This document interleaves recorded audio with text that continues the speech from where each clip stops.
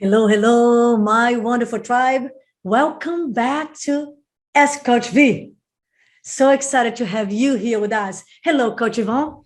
Hey, Coach V, and hey, everybody. It's going to be a good one today. I got some great questions. Awesome. It's going to be a good one. So if you just came here for the first time, my name is Vanda Martin, your master coach, and we have here Super Coach Ivon to have this great conversation. Yeah, hey, everyone. How this works. Yeah, exactly. So we want to have a conversation about questions that agents are out there asking, challenges agents are out there facing, and see what a veteran and a master coach would say about it. So I go and I look at social media groups. I see what people are talking about. I see what agents ask me. And I just bring a couple questions and bring them to Coach V and we get her take. So we ask about all different things. And it leads to some really great discussions, some really great coaching and teaching sometimes that I think you guys can enjoy and can really benefit from. So why don't we go ahead and get to it, Coach V? You have some good questions. Let's go. I'm excited and I'm ready. All right. So this first one, I'll just go ahead and read word for word. I saw this in a Facebook group. So what do you do when your seller, right before you're going to go on market, decides that they don't want to stage the house or get rid of any of their old furniture? So basically this agent is getting ready to list. And I guess they thought they were going to stage and they were going to get the house all ready and nice and clean and looking good. And now they're getting a lot of resistance. So, what do you do in a situation like that, Coach V? Such a great question. And you know what? Sometimes the question is telling a story, right? So right away, my mind is going like this, do those sellers know the benefits of staging? Do they know the importance of having a house ready? That a house that shows well sells faster for more money. So my question is, what else did they say in the comments, Coach Ivon? Did they say that they explain and educate the seller, or it was just like an open kind of question? Oh, well, it's just a question. I don't know every comment, but I think we can imagine, right? Because like you said, what did they explain the benefits? So obviously, if they don't want to do it, for them, the challenges of it and the bother of it are definitely outweighing whatever perceived benefits there are, right? So true. And we know when we don't get what we want, there's a reason. Or we didn't educate them, explain to them, sell them on the idea of the outcome, right? And we say all the time, if you show enough benefits for the people to do something, they will do it. If you want to get enough back to you, help them to see the benefits. It's like, help me to help you, right? Yeah, exactly. So it sounds like there's a couple answers to this question, right? So right away, it's a learning experience for this person because going forward, they got to change the way that they're talking about prepping the listing and staging and all that. So where they are right now, Coach V, let's assume that they didn't paint a good enough picture of the importance of staging and, decluttering the house.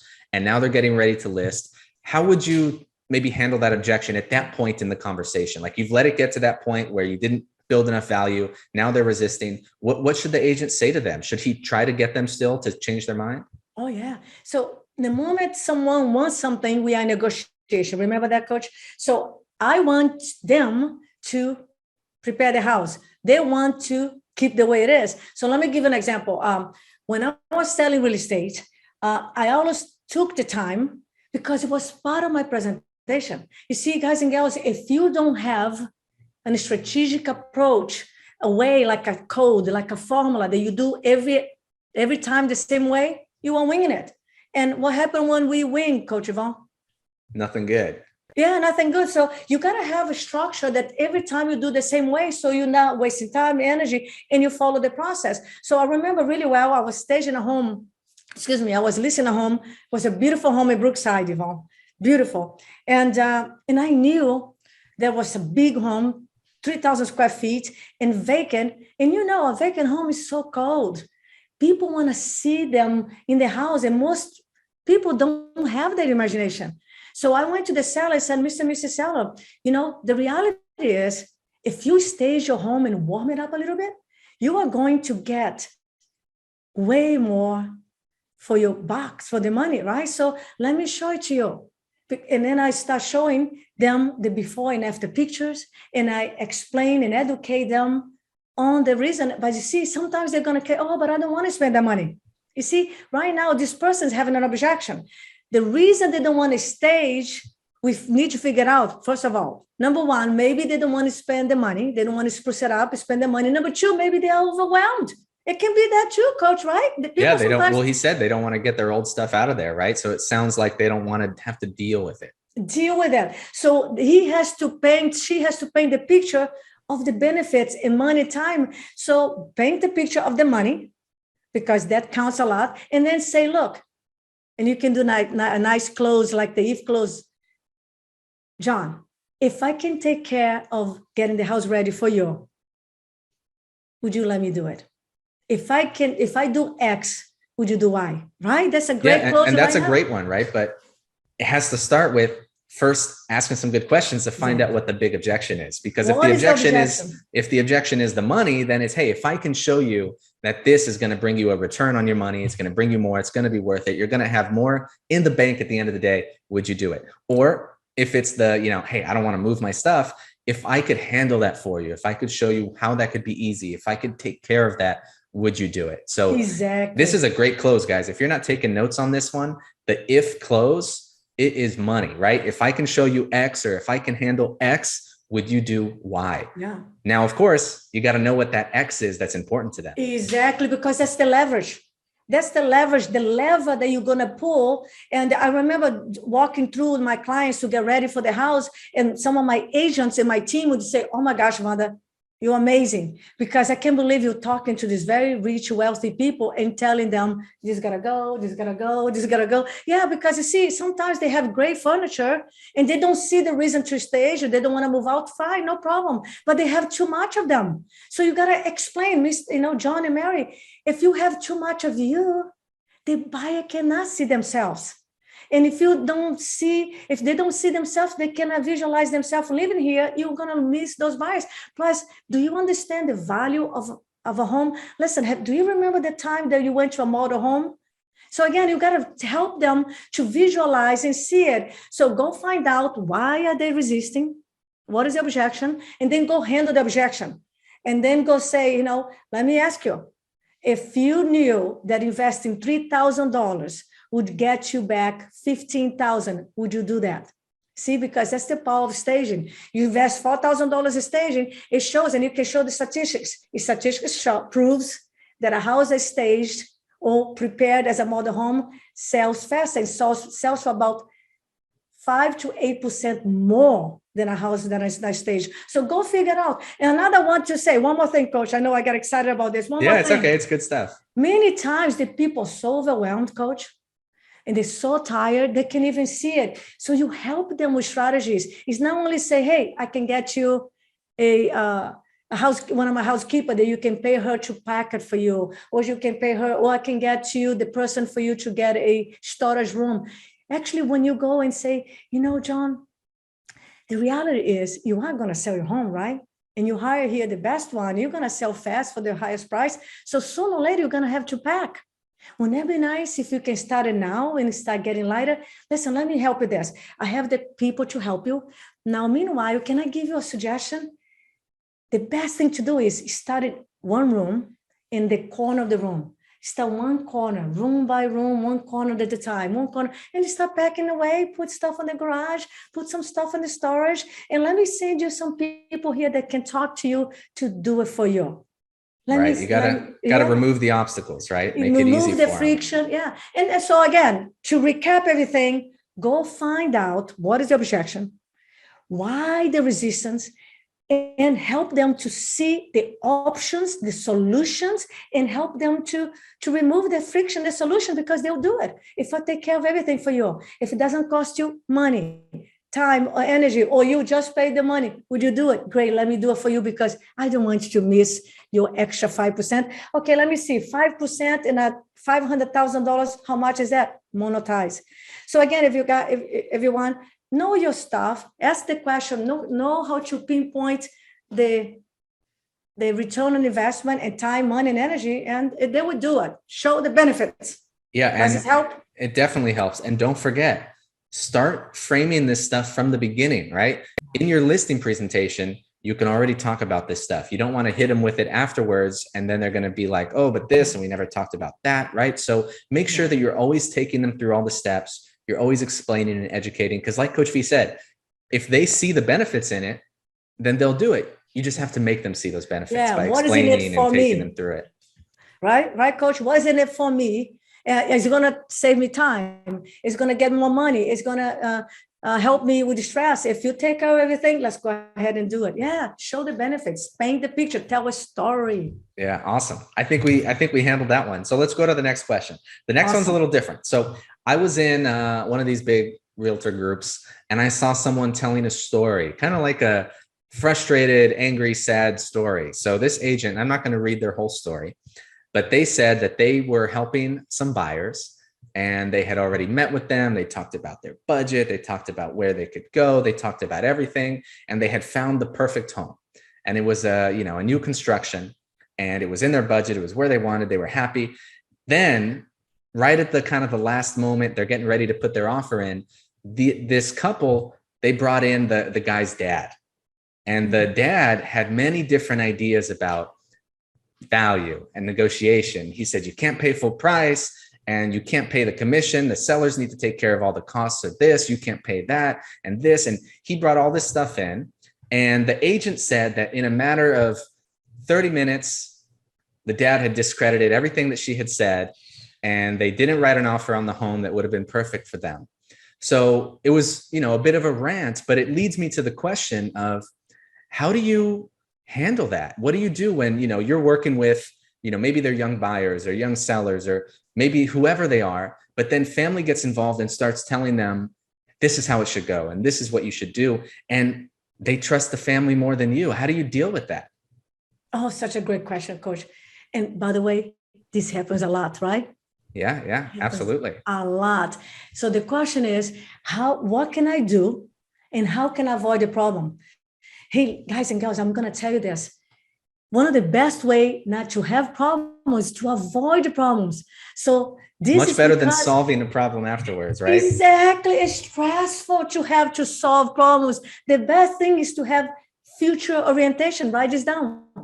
Future orientation, the ability to perceive the future, the problems that you might have, the challenges you might have, and use strategies and put systems in place and communication in place to avoid that. I did this. And if you watch my bias presentation right here on YouTube and the platforms that I have, it's part of my presentation. One of the questions is, two questions that I want you to memorize and you ask your buyer, every buyer, actually everyone in your presentation. Number one is, John and Mary, is anything I should know before we proceed on the process? Anything I should know? So, when you're talking about financing, money, anything I should know. Oh yeah, the money's come from China. Or Uncle Pete is giving the money because now Uncle Pete is in the business. Uncle Pete is important. And also that thing, there's any other decision maker. That's a big one. So is anything I should know? When you're talking about the financing, is anything I should know? Is anyone helping you? Very open-ended, right? Let them very open-ended. Let them talk. If you ask a very specific question, they might say no, and then a month later, when something blows up in your face, they'll go, "You never asked me that." So make sure you ask the specific questions, but also give some open-ended questions that'll bring out anything that might not come up. Exactly. And you're so right, Coach. You said something really important. You ask both ways, open-ended question, let them talk. So you get a lot. And also you specify, because also if you're too vague, they're going to be too vague and then you don't know shit. Exactly. You got to do both. So I would ask, if it's one lady or one guy, doesn't matter age or nothing, because listen, if you have the amiables, also they can be, they are going to ask everyone in the family because they're so cautious not to make a mistake. So they're going to run by the best friend, by Uncle Mary, Uncle Pete, mom and dad. So you got to know also if they're young, it doesn't matter. You ask because you never know where the money is coming from, who is helping them to buy. And if you are going out to show homes to a young couple and dad is giving the money, dad is making the decision, you don't have the buyers with you. You got to have all the buyers to see the property. And if dad cannot show up, you schedule when dad can see as well, or you do a videos, because otherwise you're talking to A and B, but C is making a decision. You waste a lot of time, energy, you're not handling objection. Plus, remember, in absence of value, Everything's a problem. If dad doesn't know you, dad doesn't trust you, dad doesn't believe you, and dad thinks he knows everything, and you never build rapport, and now you're helping the kids, and dad shows up in the picture, and dad doesn't understand the market because dad was not part of the buyer's presentation where you educated and went to over the market of the communication of the importance of pricing. You're stuck, you're in trouble. So when you cut corner or you don't use the right strategy, you just set yourself up for pain. Ooh, coach, pain and punishment. So what is the solution? And so even, well, before we even get to the solution, remember what we're covering here. We're talking about before we even get to the point of where this agent was, which is where now she's having it blow up in her face, right? Dad suddenly showed up and he's throwing a wrench in the plans, is make sure that from the get-go, you try to avoid that, right? So ask the questions. Hey, is anyone else making decisions? Anything I should know? And if they say, even if dad isn't paying, but they're really someone that gives a lot of value and importance to his opinion, involve them anyways. They don't have to be paying for it. But if you can tell by asking questions, by building rapport, by getting to know them better, you can tell that everything you say they're running by dad, get dad involved too, right? Because it'll avoid that pain in the future. Okay, so I just wanted to make sure we did a little recap. So now that we got to this point, and let's say perfect world, we would have involved dad, we would have built rapport, we would have shown him our value as well, but we didn't do that this time. So what can an agent in this situation, reading the story, I feel like they were just like threw their hands up and they're like, all right, whatever, I lost this one. How can you pull it back when you get someone that suddenly joins the conversation and is trying to subvert your buyers? Right. How do you handle that? How do you bring them back in? I love this. But first of all, coach, I'm going to give you guys some gold advice. Are you ready for some gold strategy?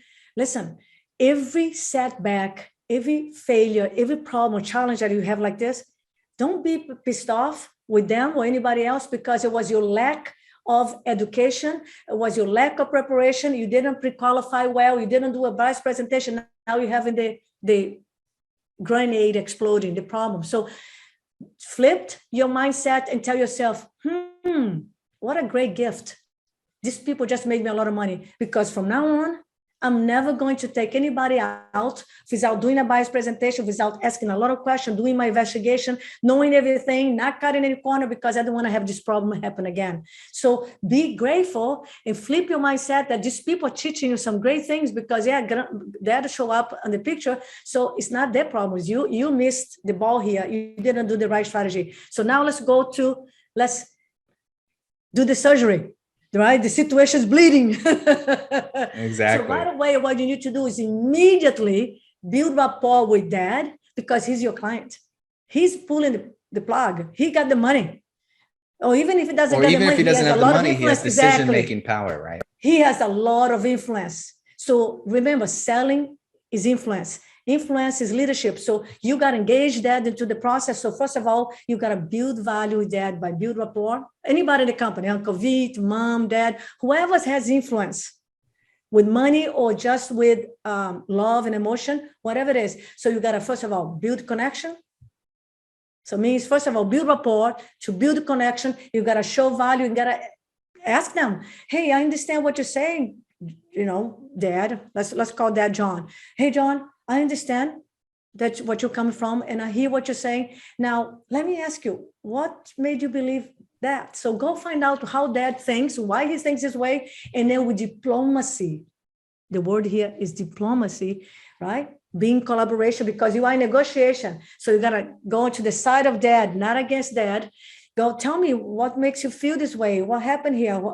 Why did you get this information? Interesting. Now, what I know is, and then you do what we teach you guys on VIP is the transition, right? The 3 ways of handling objection, because what you're getting right now is objections, resistance from dad because dad don't know you and dad doesn't know the process. So he's having his own expectation. Make sense, coach? Makes sense. And I got to say this as well, that you've heard us say it before. If you've seen any of our videos or followed us, I'm sure this is a phrase that you've heard, but certainty is the secret sauce, right? And the person that has the most certainty in the room is usually the person that's going to win. Okay. And when I say win, I mean, that's the person that people are going to trust, that people are going to listen to, that's going to be influential.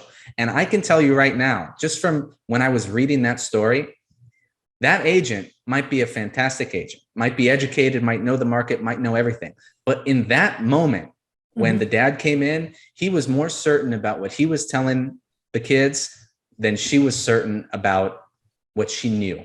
And they could feel that. And that's why they trust him more, because they have more rapport with him, right? It's family. And I'm sure that he was so certain, even if everything he was saying was baseless and wrong, right? I'm sure he was so certain that he influenced them to not make an offer on the house that they loved. Right. So that is what takes real skill and practice. Is you have to have that level of certainty and confidence in what you're saying without making him feel wrong, without making him feel stupid, without getting in some sort of combative situation, right? And that takes some skill.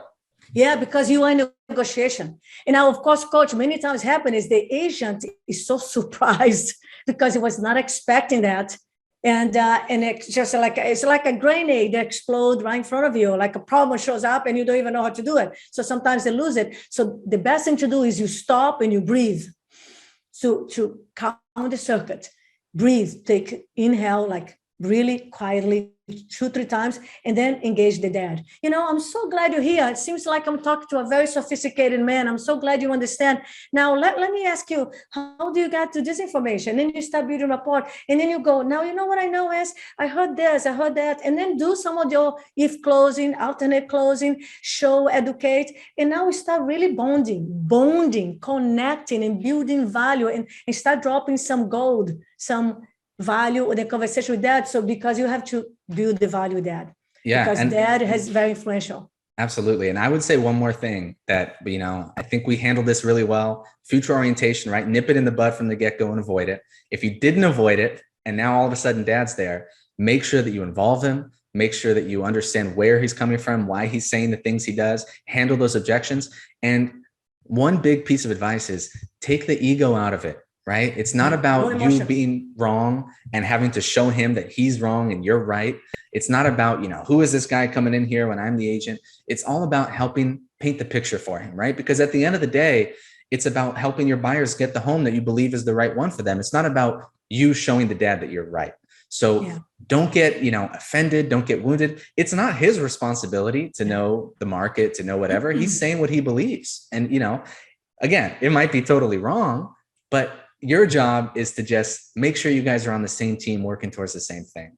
Always. And here, there's a lot of skills here. Guys and girls, you want to change your life, have more business, Jedis, up-level your skills, because this is all skills: building rapport, building connection, presentation, articulating your knowledge, your skills, your expertise, dropping the gold, the objection, closing. So you got to up-level your skills. Everything you do comes from your level of communication. The quality of your communication determines the quality of your business, of your life. If you don't know how to articulate, build rapport, and explain and build rapport, you're in trouble. Look at your business. I say all the time, your bank account is in direct proportion to your level of confidence, and your confidence comes from your ability to communicate and to influence. So go make the story a story that's going to build your business from now on. From now on, don't cut this corner. Coach, I'll finish with this. I had a surgery here. Remember, I removed part of my thyroid. I had a benign cyst. I had a cyst here, and I removed it, even though there was no problem, but it was showing off, and we went to the surgery. I felt like I was going to give away my life from one of my kids, because all the questionnaires, all the exams, all the tests, I had a meeting with the doctor, I had a meeting with the anesthesiologist, and they asked me, and they also asking, who is with you? Who's going to make decision? Who's going to drive you home? Who's going to take care of you? Same thing. They don't cut corners because they know is important, and the questions that they don't ask is going to bite them in the ass, like us too. So, hey, make a decision today. I'm the ultimate professional. I don't wing it. I don't take a chance. I have a listing presentation that's on point. I have a bias presentation that's on point. I educate my people. I am the best in the world. Right, Coach? Yeah, absolutely. And I would just, punctuate that with saying, no one in the world can discredit you by showing up and saying wrong stuff, right? Because you know your stuff, you know that you know your stuff, and you're just going to do your job to the best of your ability day in and day out. So don't take anything personal. Don't believe that someone is, going to put you down and knock you out. if you can't win them all, you can win a lot of them, especially if you increase your skills. But at the end of the day, no one's going to discredit you because they come in and have a different opinion. So remember, this is business, guys. It's not personal. Yeah. And one more thing, I know we have to go. One more thing. When you know your avatars, your clients really well, what motivation, time, your personality style, if you know the personality style, and then you can adapt and adjust, because if you know you have analytical, you know how they think, how they make a decision. If you know your amiables, they're not going to make decisions without checking with the people they love the most, because they want to make sure they have a second opinion really well, or third and everything. And they're slow and decision maker. So know your personality style, know your people, ask great questions, and go wild on them. Go help a lot of people. Right, Coach? Yeah, absolutely. So I want to say, hey, thanks, Coach V, for answering those questions. I think we had a great conversation today. Thank you all for watching. If you like this stuff, if it's helpful, make sure you subscribe to Coach V's channel. We're going to show up here. We're going to provide value. We're going to do more of these episodes all the time. There's always questions to answer, right? There's always something going on. So make sure you follow us and make sure you share this with someone that you think could benefit from it. Yes. Listen, I coach a lot of team leaders. And with 4, 5, 6 salespeople. Share this once a week with your team, because this is what the problems, the challenge everyone's going through. Listen, avoid problems. That's going to help you a lot to have less stress, less worry, less overwhelmed. So thank you, Coach Ivon. Thank you, everybody. And we appreciate you. We love you. Go love your clients. Go improve your skills and go sell a lot of homes. See you guys on the next episode. See you soon. Thank you so much. Ciao.